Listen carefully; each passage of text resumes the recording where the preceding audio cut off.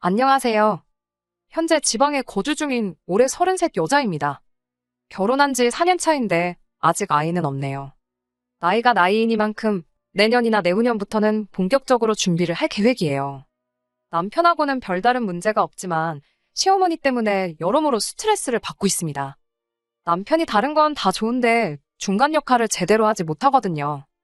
시어머니와 저 두 사람 사이에 무슨 일이 생기면 항상 남편은 좋은 게 좋은 거 아니겠냐며 저보고 참으라고 하는 식입니다. 특히나 신혼 때 특히 심했어요. 결혼은 반반 결혼을 했는데 월급은 제가 조금 더 많이 받는 상황이긴 했지만 남편 회사가 지역에 거점을 두고 있는 대기업이었거든요. 그렇다 보니 결혼할 때부터 시어머니가 저한테 계속 복 받은 거다. 우리 아들 같은 남자 만난 게 운이 좋은 거다 하는 식으로 이야기했어요. 그냥 자식이 얼마나 대견하면 그러실까 싶어서 넘겼는데 그게 아니고 진짜로 제가 한참 모자란데 남편 잘 만나서 인생 역전한 것처럼 생각하시고 계셨던 거라고는 생각도 못했습니다. 결혼 준비를 처음 시작했을 때 남편이 모아놓은 돈이 저보다 적다는 사실을 알게 되었지만 그때 당시에는 그게 그렇게 고려할 문제는 아니라고 생각했어요. 제가 딱히 취미도 없고 그랬던지라 돈을 워낙에 많이 모아놓았기도 했고 액수 차이도 얼마 나지 않았거든요. 평생을 함께할 배우자를 구하는데 모아놓은 돈 액수만 가지고 그 사람의 됨됨이를 파악할 수는 없었으니까요. 정말 좋은 사람이라는 확인이 있는데 저보다 1,000만 원 덜 모아놓았다고 결혼을 포기해야 할 이유가 되지는 않았습니다. 시어머니 말처럼 제가 복이 많아서 남편을 잘 만났다는 건 아니지만 그래도 좋은 사람임에는 틀림없었어요. 저희가 사는 지역이 지방인데다가 집값도 서울뿐만 아니라 주변 도시 어디를 비교해봐도 많이 저렴한 편에 속하거든요. 거기에 두 사람이 모아놓은 돈이 워낙에 액수가 있었다 보니 그 돈만 가지고도 결혼식 비용에 신혼살림까지 다 장만하고도 돈이 조금 남았습니다. 그때 남은 액수가 제가 딱 남편보다 더 모아놓았던 1,000만 원이었어요. 남편은 그 돈을 전부 제 몫이라고 하더라고요. 그러면 비로소 반반 결혼을 한 게 아니겠냐고. 아무래도 자기가 남잔데 저보다 돈을 조금 해왔다는 게 문내 마음에 걸렸었다고 하더군요. 그러면서 그 돈은 제 돈이니 제가 지지던 볶던 자기는 하나도 신경 쓰지 않을 테니까 알아서 하라고 하는 거예요. 저보다 덜 해왔다는 자존심 때문에 그런 걸 수도 있겠지만 애초에 결혼하면 각자 생활비나 고정지출에 대해서는 절반씩 내기로 했고 용돈이나 저축은 알아서 하기로 했었거든요. 대신 나중에 다른 이야기가 나오지 않게 서로가 원할 때는 각자의 통장 내역을 얼마든지 투명하게 공개를 하자고 약속을 했던 터라 서로 생활비하고 남은 돈을 허투루 쓰지 않을 사람이라는 걸 믿었기에 그게 그렇게 큰 문제는 되지 않았습니다. 돈 관리를 알아서 하기로 했으니 그 1,000만 원 또한 제가 알아서 하기로 했는데 제가 그동안 통장에 돈만 집어넣을 줄만 알았지 어디 굴려본 적은 따로 없던지라 그냥 제가 쓰는 핸드폰 회사 주식을 사서 묶어뒀어요. 아무튼 그렇게 결혼을 하게 되었는데 결혼 준비를 하는 동안에는 아무런 문제가 없었는데 신혼여행 다녀와서 시댁에 인사를 드리러 갔더니 시어머니가 저를 불러 세워놓고는 한참 동안 잔소리를 늘어놓으셨습니다. 주된 내용은 앞서 말한 그런 것들이었어요. 우리 아들 같은 남자랑 결혼한 제가 운이 좋은 거다 하는 식의 이야기들이요. 그냥 내내 하면서 듣고 있었는데 나중에 가서는 그게 잔소리로 바뀌더군요. 여자가 남자보다 돈을 더 잘 번다고 해서 남편을 절대 우습게 보면 안 된다고. 결국 집안의 기둥은 남자가 하는 거고 여자는 내조만 잘하면 되는 거라고 하시는 겁니다.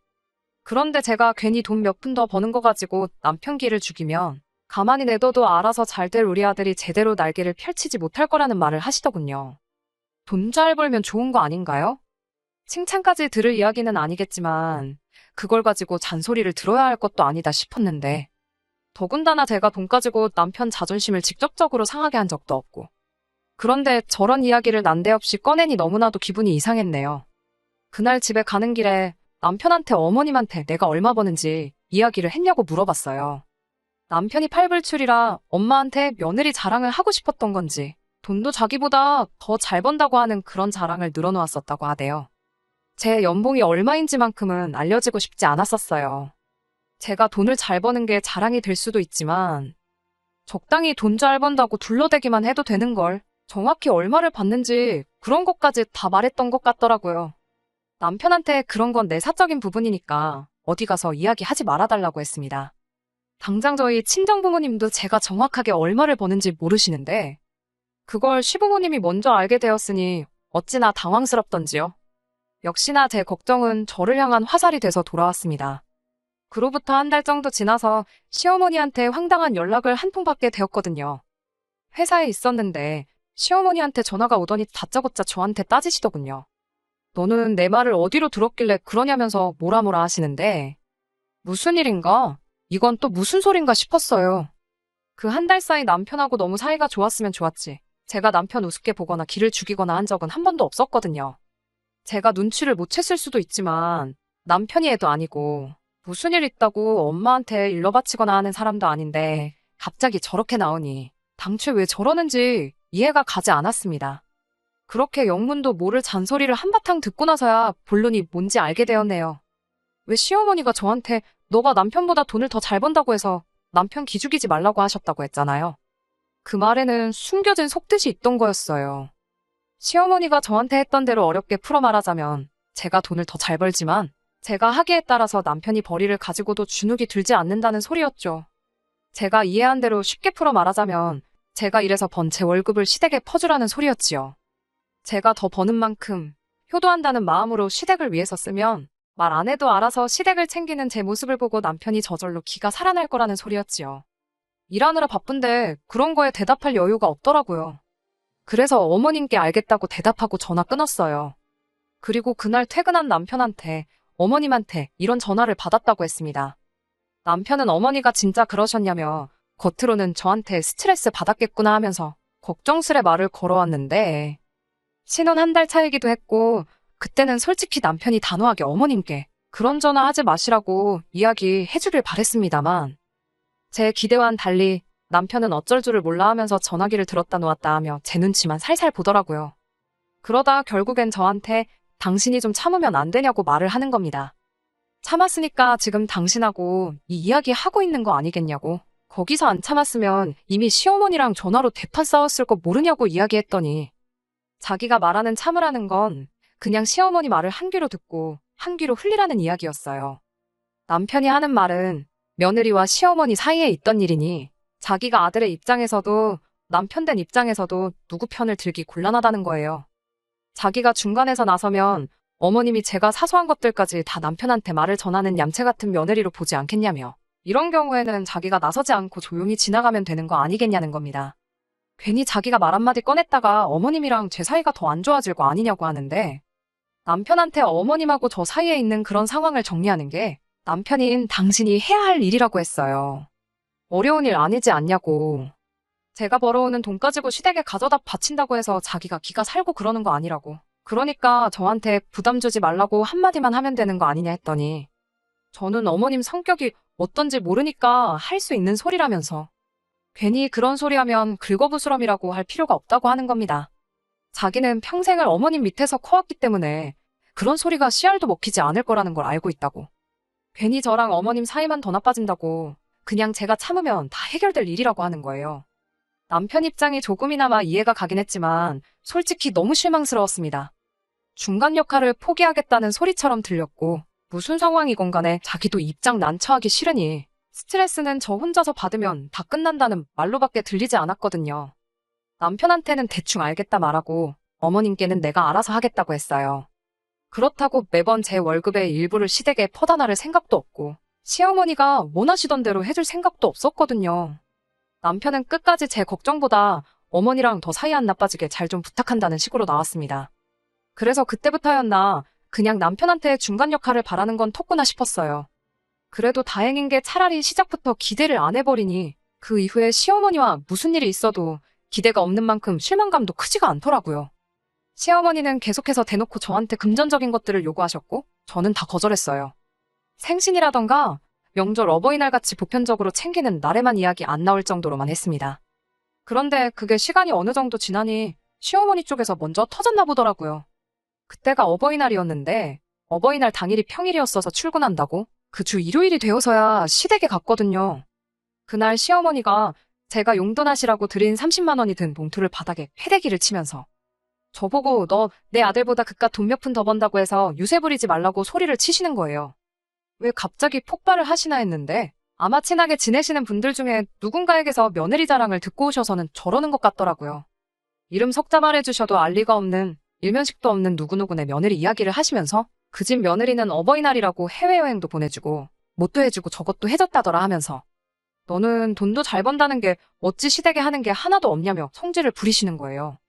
따로 설명은 안 했지만 그 긴 시간 동안 시어머니한테 거의 한 달에 한 번꼴로는 이거 해달라, 저거 해달라, 저거 갖고 싶다 하면서 시달려야 했었거든요.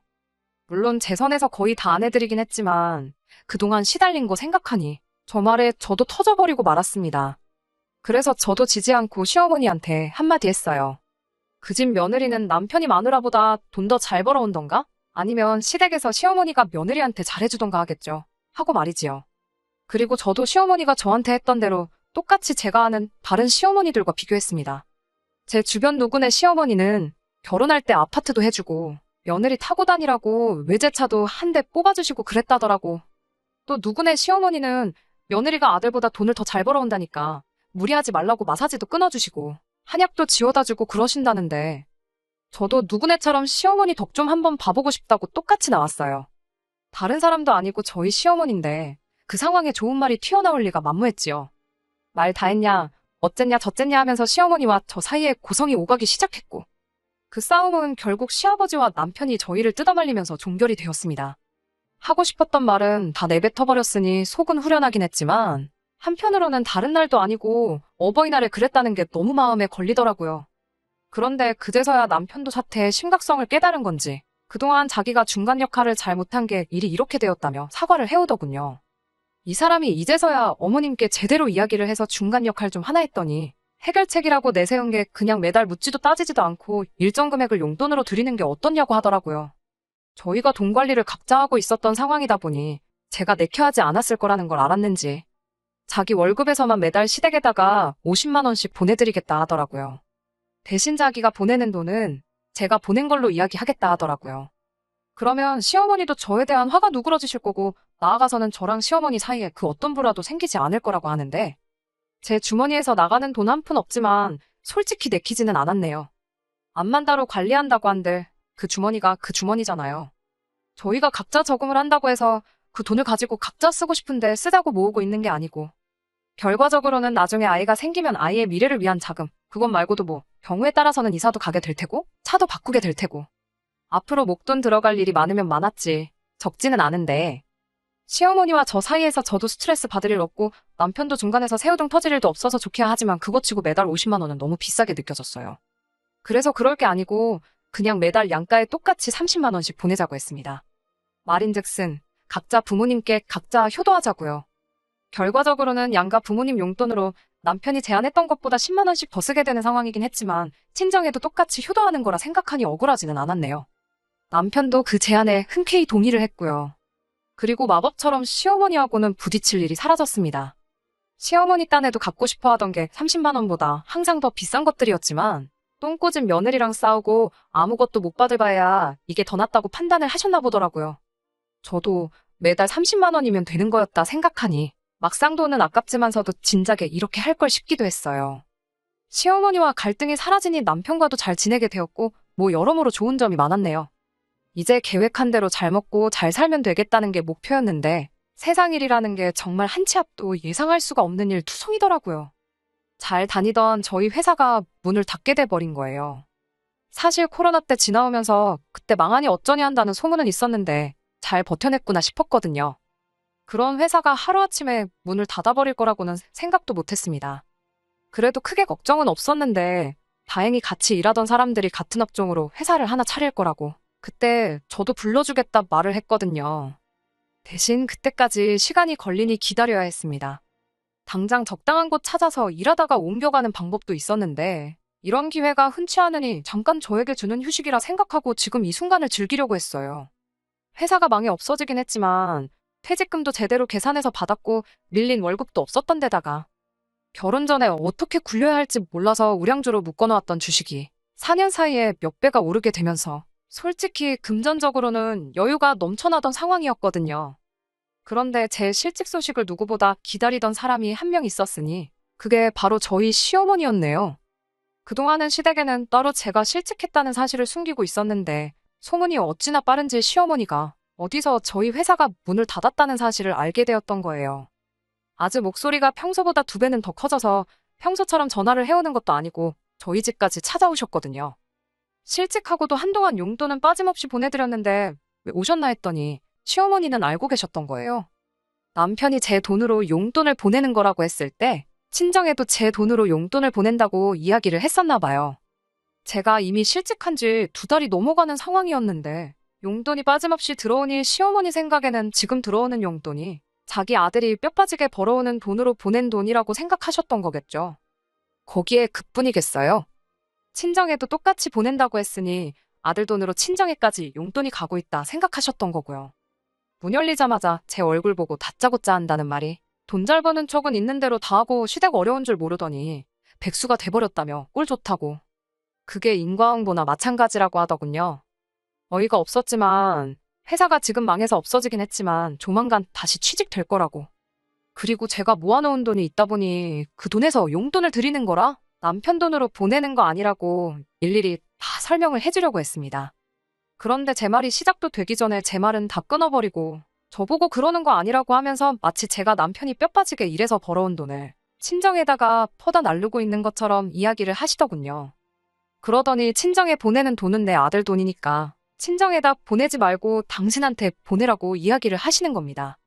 결론은 결국 너는 돈 안 버니까 친정에 용돈 줄 생각 하지 말라는 건데 그러면 친정에 용돈을 안 보내면 끝날 걸 가지고 친정에 보내던 돈까지 당신한테 보내라는 게 뭔 소린가 싶었어요. 그래서 저도 참다 못해 소리를 내질러 버렸네요. 제가 그동안 돈 잘 번다고 유세 부린 적도 없고 남편을 우습게 본 적도 없고 시댁 업신 여긴 적도 한 번도 없었는데 이제는 안 되겠다고 저도 할 말은 해야겠고 유세 부릴 건 유세 부려야겠다고요. 당장 제가 실직해서 2달째 쉬고 있긴 해도 결혼 생활 4년 하면서 남편보다 벌어온 월급만 따져도 1,000만 원 좋게 되는 건 알고 계시냐? 거기에 반반 결혼하고 남아있던 돈 1,000만 원이 더 있다고. 그때 사놓은 주식이 3배 가까이 올랐으니 제가 남편보다 1년에 1,000만 원씩 더 벌었는데 어디 한번 어머님 방식대로 계산해보시겠냐 물었어요. 지금 당장 쉬는 건 문제조차 되지 않는다고요. 그리고 사실상 따로 관리를 해도 부부재산은 공동재산이나 마찬가지인 거 모르시냐. 재산의 비중만 따지고 본다면 반반 결혼했을지라도 여전히 내 재산이 더 많은 상황인데 어머님 말대로 시댁이랑 친정에 돈 똑같이 가는 거 그거 불공평한 거 맞는 것 같다고 당장 시댁 용돈부터 끊어버리겠다고 말했습니다. 시어머니는 어디 내 아들이 오고도 큰 소리 똥똥 칠 수 있겠냐고 바라던 바라고 하더라고요. 그러고서 한 거실 자리 차지해서는 남편 올 때까지 기다리실 것처럼 보이더군요. 큰 소리 떵떵 친 것과는 다르게 남편 기다리는 시어머니 표정이 초조해 보이긴 했는데 그 이유를 나중이 돼서 알았습니다. 퇴근 시간도 안 된 남편이 혼비백산에서는 집에 찾아왔더라고요. 어머님은 든든한 아군이 왔다고 생각한 건지 다시 목소리가 커졌는데 남편은 자초지종 듣지도 않고 대번에 어머님한테 왜 이렇게 일을 크게 만드시냐며 30만 원 때문에 아들 이혼시킬 생각이시냐 소리를 치면서 어머님을 돌려보냈습니다. 어머님은 나가시면서도 여자의 정신이 빠져가지고 부모도 못 살아본다고 길길이 날뛰긴 했지만 남편이 웬일로 단호하게 나오는 바람에 더 큰 싸움으로 번지지 않았어요. 모처럼의 모습에 감동스럽기까지 했는데 알고 보니 이 모든 사건의 원흉이 시어머니가 아니라 남편에게 있었습니다. 애초에 처음부터 제 연봉을 시어머니께 알려준 것도 남편이었잖아요. 그런데 이번 실직까지도 남편이 시어머니한테 다 이야기했던 거예요. 계속 쉬고 있다면 언젠가 시어머니가 알게 될 일이기도 했지만 굳이 나서서 시어머니한테 이 사실을 말했을 필요는 없다고 생각합니다. 그런데도 굳이 남편이 시어머니한테 제 실직을 이야기한 이유가 전부 다 저를 위해서 그랬다는 말도 안 되는 소리를 하더군요. 실직을 해서 주머니 사정이 어려운 상황임에도 불구하고 며느리인 제가 시어머니를 얼마나 챙기는 줄 알고나 계시냐며 남편이 자기는 그러지 말자고 반대했지만 제가 매달 드리던 걸 갑자기 어떻게 끊어버리냐며 계속 시어머니한테 용돈을 드려야 한다 했다고 없는 말을 지어내서 전했던 거예요. 남편 딴에는 그게 더 감동적일 줄 알았다는 거죠.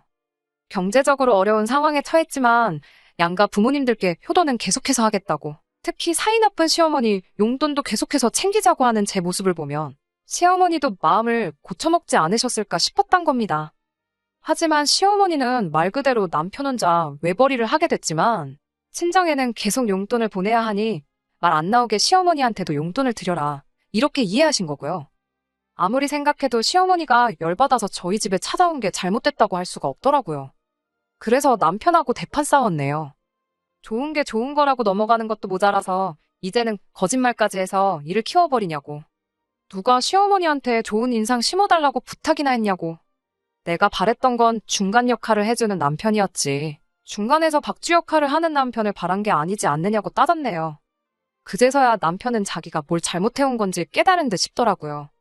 애초에 처음부터 돈 때문에 그럴 일 없다고 정리 딱 해놓고 돈 잘 버는 만큼 자리부터 빨리 잡을 거니 며느리 월급에 눈독 들이지 마시라 정리해주고 사실대로 전했으면 되는 건데 참는 건 저 혼자 참으라고 해놓고선 중간에서 일만 키워다가 이 사달을 냈다고 사과를 해오더니 앞으로는 제대로 중간에서 잘하겠다고 다짐을 하는 겁니다.